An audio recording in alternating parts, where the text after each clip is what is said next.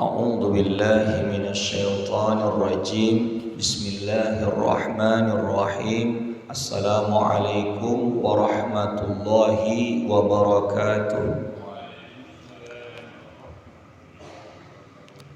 Alhamdulillah wassalatu wassalamu ala rasulillah wa ala alihi wa sahbihi wa mawalah wa la hawla wa la quwata illa billah. Bapak Ibu jamaah salat subuh yang Allah berkahi, jamaah Masjid Nurul Hikmah yang Allah muliakan.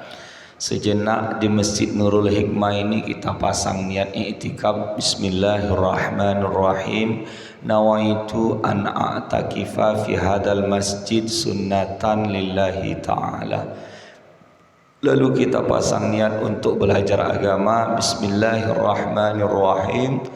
Nawaitu ta'alluma wa ta'lim li ridha'illahi ta'ala wa bi syafa'ati rasulillahi sallallahu alaihi wasallam ala niyatin salihatin. Al-Fatihah. A'udzu billahi minasy syaithanir rajim. Bismillahirrahmanirrahim. Alhamdulillahi rabbil alamin arrahmanir rahim maliki yaumiddin.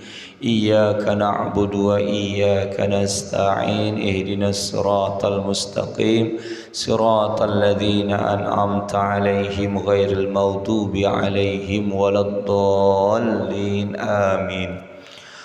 Allahumma rzuqna fahman nabiyyin wa hifzal mursalin wa ilhamal malaikatil muqarrabin wa akhrijna min zulumatil jahli wa akrimna binuril fahmi waftah lana abwaaba fadlika wansur alaina hikmataka ya arhamar rahimin. Qala al-musannifu rahimahullahu ta'ala wa nafa'ana bihi wa bi'ulumihi fid dharain amin. Babul huzni fi amril akhirati. Babul huzni fi amril akhirati.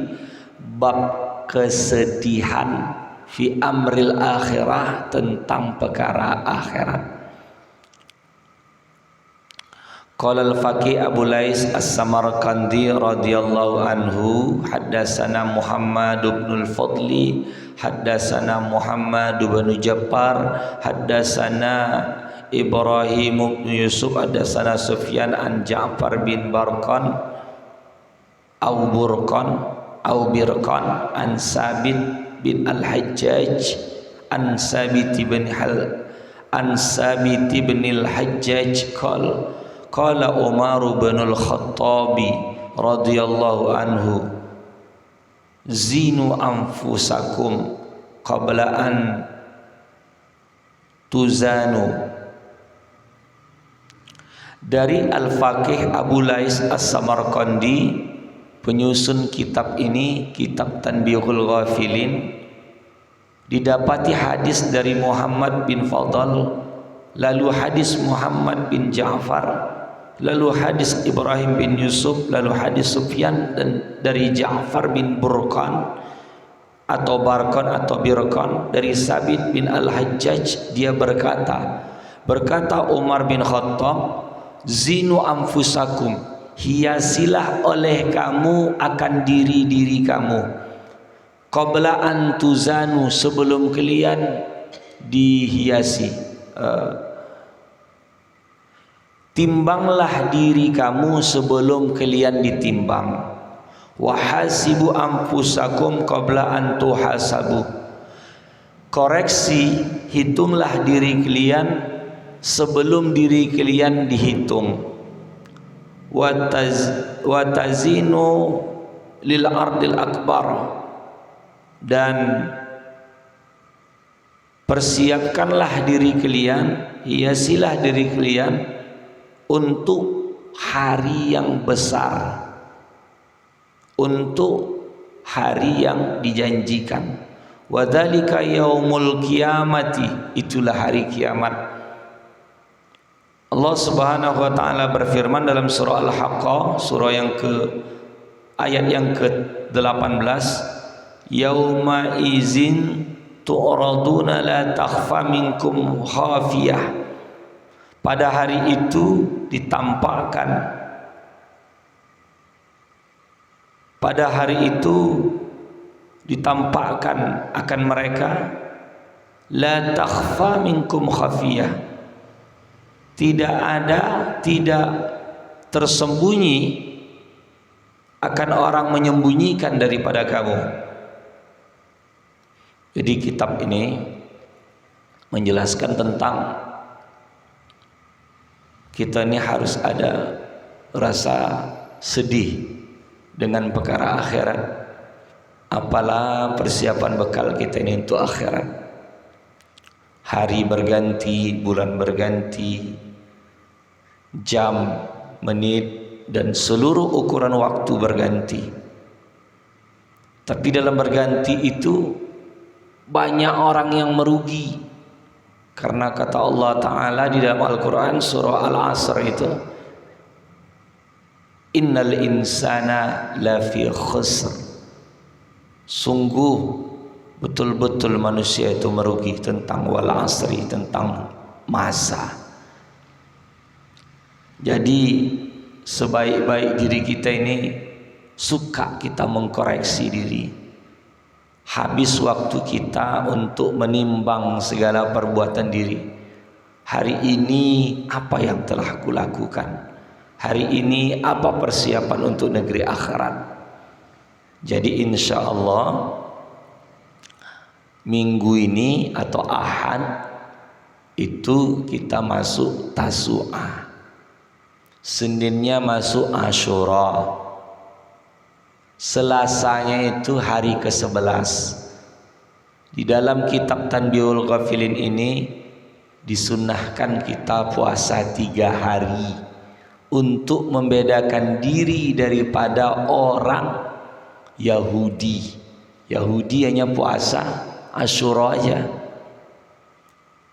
Siapa yang puasa Asyura, menurut beberapa keutamaan Asyura itu, Allah ampunkan dosa dia pada tahun itu 1 tahun.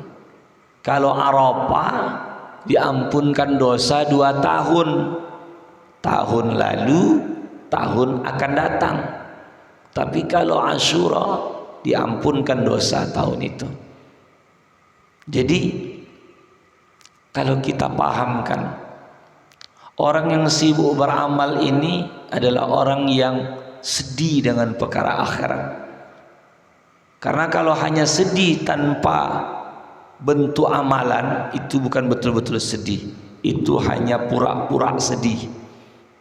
Yang betul-betul sedih itu adalah orang yang dia tahu dunia ini hanyalah mazra'ah. Apa itu mazra'ah? Sawah ladang, tempat bercocok tanam, titian untuk menuju negeri akhirat. Qala al-faqih hadatsana Abi rahimahullah, hadatsana Muhammad bin Musa bin Raja, hadatsana Salma bin Sabib, hadatsana Harun bin Muhammad ad-Dimsiki, an Sa'id bin Abdullah an Rabi'ah bin Yazid an Abi Idris al-Khulani an Abi Zar radhiyallahu anhu anin Nabi sallallahu alaihi wasallam. Jadi ini hadis dari Abu Zar Al-Ghifari, Rasulullah sallallahu alaihi wasallam, fima yarwihi an rabbih tabaraka wa ta'ala annahu qala, tentang perkara yang meriwayatkan Allah Ta'ala akannya, bahwasanya annahu qala, dia berkata, ya ibadi, wahai hambaku, inni haramtuz zulmah, aku telah mengharamkan zalim ala nafsi, atas diriku. Jadi Allah Ta'ala tak ada namanya zalim, tak ada sifatnya zalim. Padahal Allah Ta'ala boleh-boleh saja dia zalim. Jadi Allah tidak zalim. Allah Ta'ala itu maha kasih sayang kepada hambanya. Bahkan yang tidak menyembahnya, Allah Ta'ala tetap kasih rezeki. Orang yang durhaka kepada Allah, Allah tetap memberi rezeki. Jadi Allah katakan, aku telah mengharamkan zalim atas diriku. Asal ada orang yang dihidupkan di muka bumi ini oleh Allah, Allah Ta'ala tetap kasih rezeki kepadanya dengan caranya, wa ja'altuhu bainakum muharraman, dan aku jadikan akannya di antara kamu haram. Zalim itu sama manusia tak boleh juga. Tak boleh seseorang mengambil harta orang lain kecuali dia redha dengan jalan jual beli atau pemberian. Kalau dia mencuri, kalau dia merampok, kalau dia mengambil hak orang, ingat, satu garis saja dalam timbangan yang dia orang lain itu tidak redha, maka di hari kiamat akan dimintai oleh Allah Ta'ala pertanggungjawaban. Begitu juga dalam perkataan, kalau ada kata-kata manusia ini menyakiti daripada hati kaum muslimin, ingat, Allah Ta'ala akan memintai pertanggungjawaban darinya. Tapi ingat, kalau yang dikatakannya itu hak, menyuruh yang baik, melarang yang buruk, itu ibadah. Dan pertanggungjawaban di sisi Allah Ta'ala itu mudah. Bapak Ibu jamaah yang Allah muliakan, fala tuzalimu, maka janganlah kalian saling menzalimi. Maka janganlah kalian saling menzalimi. Ya ibadi kullukum dhallun, hai hambaku, setiap kalian itu sesat, illa man hadaituhu, kecuali orang yang aku telah berikan hidayah kepadanya. Pada dasarnya kita ini semua sesat, tak ada petunjuk. Nabi Adam sudah turun sekian ribu tahun yang lalu ke muka bumi, diberikan Allah Ta'ala perbekalan, yakni Allah Ta'ala telah menerima taubat daripada Nabi Adam, lalu Allah ajarkan nama-nama kepada Nabi Adam. Lalu kita dengan Nabi Adam udah cukup lama jaraknya, maka banyaklah di alam ini manusia tersesat, tak dapat petunjuk. Lalu Allah Ta'ala berikan lagi utusan-utusannya, yakni para rasul, supaya manusia itu mendapatkan petunjuk. Lalu dibuatnya syariat, azan sehari semalam 5 kali, Zuhur, asar, maghrib, isya, subuh, zuhur, asar, maghrib, isya, subuh, zuhur, asar, maghrib, isya, subuh. Itu semua adalah dalam rangka untuk memberikan hidayah kepada seseorang. Syiar. Jadi kalau kaum muslimin tak mau mengambil kesempatan untuk bertaubat kepada Allah Ta'ala, merugilah dia. Fastahiduni ahdakum,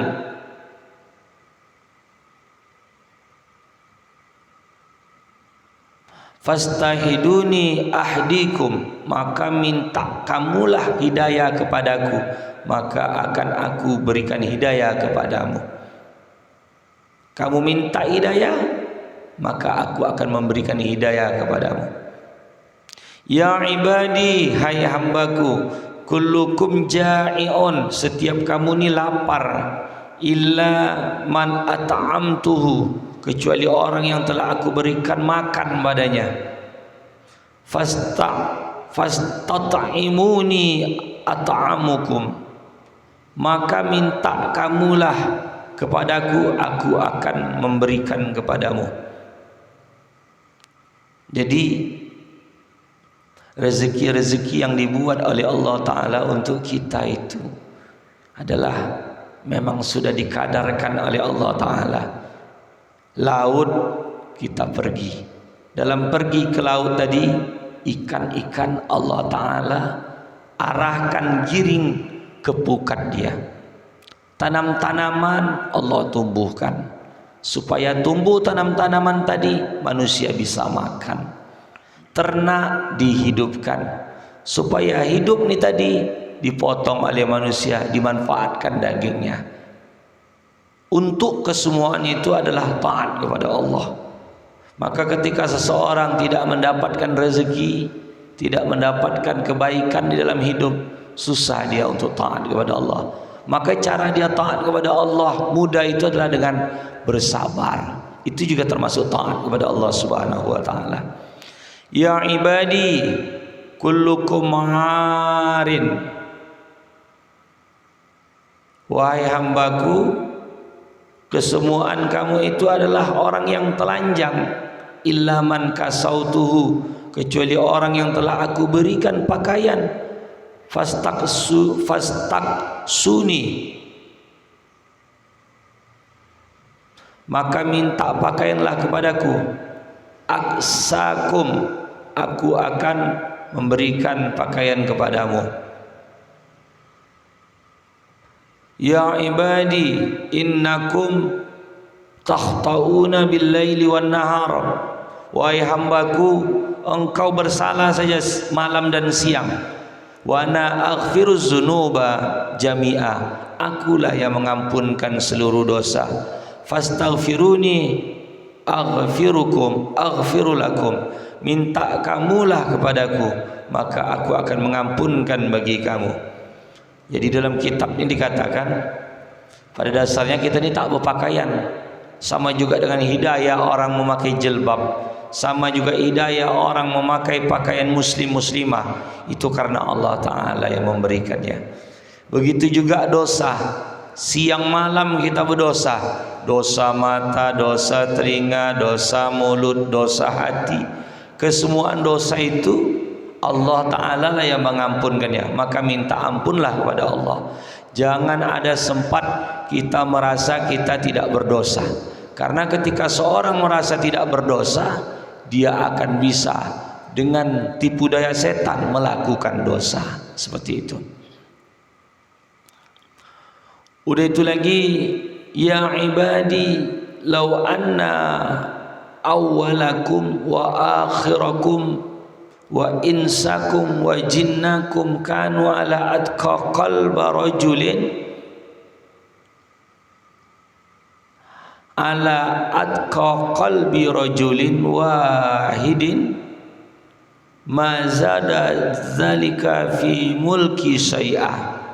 Wahai hambaku, jikalau adalah orang pertama kamu dan orang terakhir kamu dan para manusia kamu dan para jin kamu, mereka itu atas bertakwa kepada Allah, bertakwa ala atqa qalbi rajulin wahidin, hati seorang pemuda yang takwa, mazada jalika fi mulki syai'ah, tidak menambah kerajaanku sedikit pun.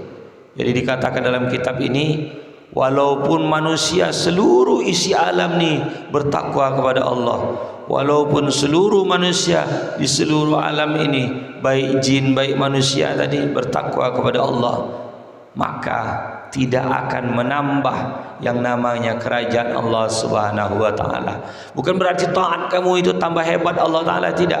Kau tak sembah Allah, kau yang rugi. Kau yang tak taat kepada Allah, kau yang rugi. Kau yang tidak mendekatkan diri kepada Allah, kau yang rugi. Dikatakan seperti itu. Ya ibadi, wahai hambaku, law anna awwalakum wa akhirakum wa insakum wa jinakum qamu fi sa'idin wahidin fasa'alani kulla wahidin mas'alatuhu. Wahai hambaku, andai kata orang pertama dan akhir kamu daripada manusia dan bangsa jin, mereka itu disebutkan di sini kamu kanu adalah mereka ala abjari kalbin rajulin, atas paling berbuat buruk hati laki-laki, minkum daripada kamu, ma naqasa zalika min mulki syai'ah, tidak berkurang kerajaanku sedikit pun, kata Allah Ta'ala. Jadi di sini dikatakan Allah Ta'ala sedikit pun tidak ada hajat kepada kita, tidak ada. Kamu salat subuh untuk kamu, kamu salat duha untuk kamu, kamu sunat Isra untuk kamu, kamu puasa Tasu'a untuk kamu, kamu puasa Asyura untuk kamu. Kesemuaan itu adalah untuk kamu, bukan untuk Allah Subhanahu wa Ta'ala. Jadi apa yang mau kita dapatkan dalam perjumpaan kali ini, yakni banyaklah bergantung kepada Allah Subhanahu wa Ta'ala. Harus ada rasa sedih kita menghadap perkara akhirat, karena akhirat adalah suatu yang tidak pasti.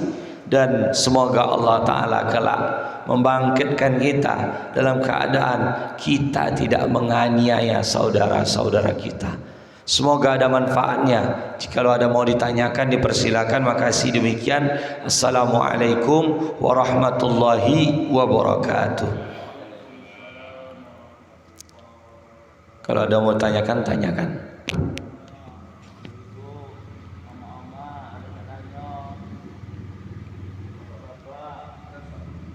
Ada? Apa?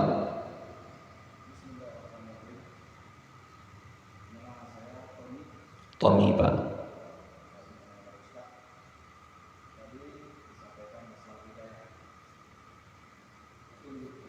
Iya.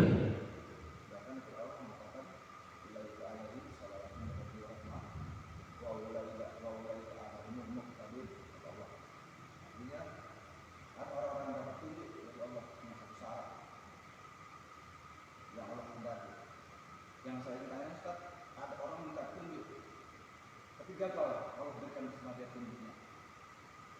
Dan yang saya lagi, apakah yang buat gagal dalam hidayah tadi?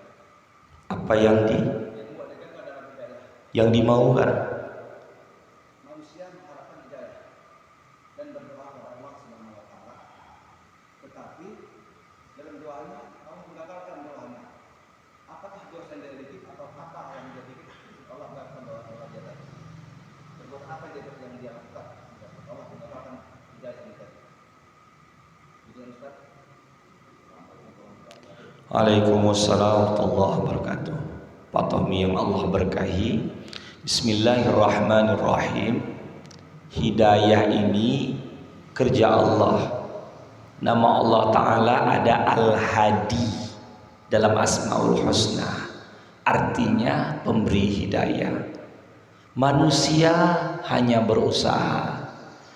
Bahkan dalam kisah Al-Quran menyebutkan bahwasanya orang yang terdekat dengan Nabi sekalipun seperti Abu Thalib itu tetap hidayah kerja Allah. Ketika Nabi Muhammad SAW berdoa untuk pamannya agar mati dalam keadaan dapat hidayah, Allah tidak kabulkan. Padahal kapasitas Nabi,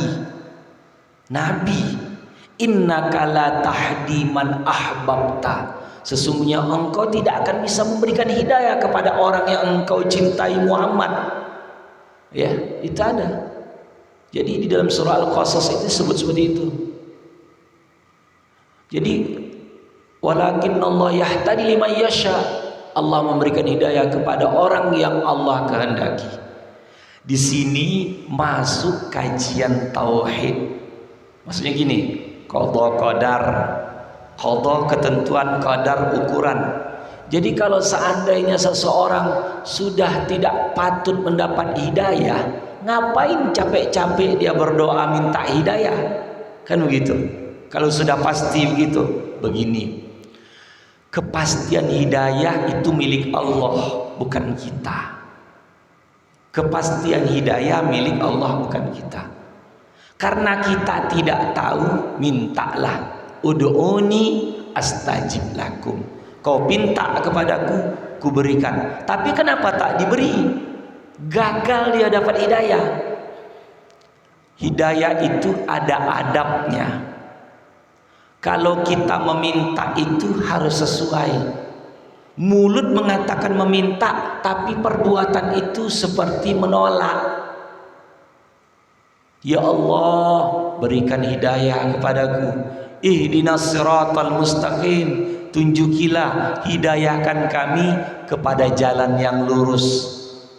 Ada orang meminta, dia pakai mobil, tukang minta sedekah. Dia berhenti di muka rumah kita, pakai dasi, pakai baju jas rapi, necis. Lalu dia ke depan rumah kita menadahkan tangan minta sedekah. Kira-kira secara akal kita kasih sedekah tidak sama dia? Dia punya mobil mewah, hebat gitu orangnya. Kita tengok orang gedongan, orang terpelajar, orang kaya minta sedekah, minta gitu. Kira-kira kita kasih tidak dia itu? Tidak kan? Dari keadaan saya tidak memungkinkan dia untuk diberikan sedekah. Begitu juga terkadang manusia, dia kata, ya Allah berikan aku hidayah, tapi perbuatan dia sombong. Ya, Allah suruh dia taat, lebih banyak maksiatnya. Hatinya itu kalau beribadah ria, bukan ikhlas karena Allah. Harusnya seseorang itu kalau mau mendapatkan sesuatu, memantaskan diri dengan apa yang dimintanya. Contoh lagi, ada seorang perempuan ingin dapat suami yang baik, sementara dia sendiri kurang baik. Atau sebaliknya, ada seorang laki-laki ingin mendapatkan perempuan baik, tapi dia sendiri tidak pantas. Berarti yang paling penting dalam hidayah, gagal dapat hidayah karena dia tidak memantaskan diri untuk hidayah itu. Ada orang ingin mengambil air, memboring, mengambil air. Dipanggilnya, minta dia kepada tukang boring, tolong 1 jam, sekian duitnya. Tapi di rumah tak disediakan tempat air itu ngocor. Dia yang tak siap-siap. Dia minta air, tapi tak disiapkannya tampungannya. Begitu jugalah hidayah. Walaupun macam manapun contoh, nih, azan tiap subuh, azan tiap zuhur, azan tiap asar, azan tiap maghrib, azan tiap isya. Itu kan manggil. Wahai orang-orang yang mau hidayah, datang ke masjid. Wahai orang yang mau hidayah, sholatlah. Lalu dia memenuhi tidak? Ada yang memenuhi, ada yang tidak. Ada yang datang, ada yang tidak. Ada yang sholat, ada yang tidak. Kalau hati ini Allah katakan, fahadainahun najdain, kami tunjukkan kepada kalian 2 jalan. Mau jalan mana kalian? Jalan baik, jalan buruk, kaulah itu. Hak paksa tak ada. Coba tengok, kepada Fir'aun sekalipun Allah berikan hidayah, tapi Fir'aun tidak menanggapi hidayah itu. Dengan mengutus apa? Rasul. Fir'aun yang di dalam Al-Quran sudah digambarkan masuk neraka, yang dia sombong, na'udzubillah, yang dia punya seluruh kekuatan pada saat itu, kerajaan, harta, pengaruh, mengatur lain sebagainya. Tapi Allah maha baik, disuruh utus kepada Fir'aun untuk didakwakan agar ada hujjah di dalam ketika menghadap Allah Ta'ala nanti. Ya Allah, kenapa kau masukkan aku ke dalam neraka? Dulu tak sampai, dulu rupanya tak sampai orang yang mengajak untuk hidayah kepadamu. Sampai, kenapa kau tak penuhi? Terkatuplah mulut itu. Sebab apa? Dia yang tidak mau. Apakah itu tidak termasuk ketentuan dari sisi Allah bahwasanya sudah zaman azali dia itu masuk neraka? Itu kita tidak tahu. Bersangka baiklah kepada Allah. Seluruh kita semuanya sebetulnya mau dimasukkan Allah Ta'ala ke dalam surga. Tapi kita ada yang mau, ada yang tidak. Salahkan diri sendiri. Sebagaimana iblis ketika dia berpidato nanti di akhirat, Iblis itu berpidato. Di dalam Al-Quran disebutkan itu dalam surah Ibrahim atau apa. Jadi dikatakan manusia itu, kau katakan aku yang menyesatkan kamu, kau yang mau sesat, kau mau menyalahkan aku, kau yang mengikut. Kalau aku ajak kau tak mau, macam mana? Kalau aku ajak kau untuk berbuat maksiat, kau tak mau, aku mau buat apa? Aku cuma mengajak. Kekuatan dia tuh mengajak. Ada orang ngajak saya, dulu tinggal di Menunggal. Dalam 4 bulan menghadap 5 bulan ini saya tinggal di Kelubi, Padang Genting, Kampung Panjang. Zaman saya sekolah Kismul Ali, orangnya udah meninggal. Yang mengajak saya itu mabuk. Di Menunggal itu dulu ada orang yang nakal, pangkat pakcik lah. Jadi zaman itu masih lagu keyboard bongkar, keyboard nampak kutang lah. Awak namanya lajang ala-alaan, tak ada kawan, awak sendiri terponcil. Jadi gabung-gabung lah. Tapi dalam hati nengok-nengok begitu di kelayak umum malu. Jadi jumpalah dengan pakcik tadi, orang itu tuh. Man katanya. Tasniha, kasihnya minum mabuk. Amer itu anggur merah, entah tomi atau topi miring, bukan nama bapak, bukan Tommy itu ya. Kamput kambing putih bukan. Jadi enggak lah. Kalau pada saat itu saya terima, lalu saya minum, mantap nih. Jadi pemabuk saya sekarang. Maka sampai sekarang saya tak tahu macam mana rasa mabuk itu. Orang sebut yang pernah mabuk sedap. Begitulah hidayah itu. Ada orang hidayah setan. Jadi hidayah itu kan semua elok. Hidayah itu petunjuk. Ada hidayah setan, ada hidayah dari Allah. Apakah hidayah setan tidak dari Allah? Hidayah setan itu Allah berikan kepada setan sebagai ujian agar seseorang mau menerima hidayah Allah apa tidak. Macam contoh, setan ini pagi membisikkan di telinganya, tidur aja, hari masih panjang, usah salat subuh, kau ini capek. Itu kan hidayah setan tuh. Kalau hidayah Allah tuh panggil azan, apa kata hati? Udah Allah memanggil, gerak-gerak salat. Kalau udah habis salat nanti udah habis hutangmu, kalau kamu anggap hutang. Jadi hidayah itu kerja Allah, Pak Tommy. Kalau ada orang gagal hidayah karena diri dia tidak memantaskan diri untuk hidayah itu. Ibarat kalau ada orang, ini kan baju nih, saya pakai baju lalu saya pakai singlet di luar, saya pakai celana lalu saya pakai kolor di luar, tak pantas. Berpakaian juga tapi tempatnya tak pantas. Begitu juga ini, malam tadi saya mengisi pengajian di Pangkalan. Dalam begini-gini nih, ada anak-anak gadis koci lah, umur 12 tahun, 10 tahun, ya, menggungung dia di situ. Kata dia, kedengaran telinga saya, bukan sekali. Awalnya saya biarkan, lama-lama macam mengganggu. Lalu saya nasihatkan, ketika saya ceramah tuh, nah, jangan menggunggung. Percis pula suara anjing yang dicontohnya, bangga pula dia dengan itu tuh. Dia sama kawan-kawan situ. Ada ibu-ibu tak mau menasehatkan karena apa? Dan dinasehatkan anak itu dah tak mau sholat. Bapak-bapak itu juga diam. Tapi saya pula risih. Saya pula merasa tak sadap karena dia begitu mengganggu. Pikiran saya tadi mau berpikir akhirnya terganggu gara-gara itu.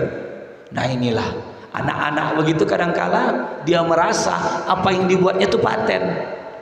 Dia kalau mau di sekolah, ibaratnya mencontohkan suara kucing meong meong, mencontohkan suara kambing be be, mencontohkan suara anjing kata dia. Umpama begitu, itu cocok tempatnya. Tapi dibuatnya di masjid tak cocok. Gitu jugalah hidayah. Orang membaca Quran di WC tak cocok. Tapi dia membaca Quran di tempat suci, ini cocok. Beginilah ibarat hidayah itu, mencocokkan diri. Gitu Pak. Sekiranya sampai di situ, karena kita ini ada aktivitas lagi, kita padakan dengan berdoa. A'udzubillahi minasyaitonirrajim. Bismillahirrahmanirrahim. Alhamdulillah.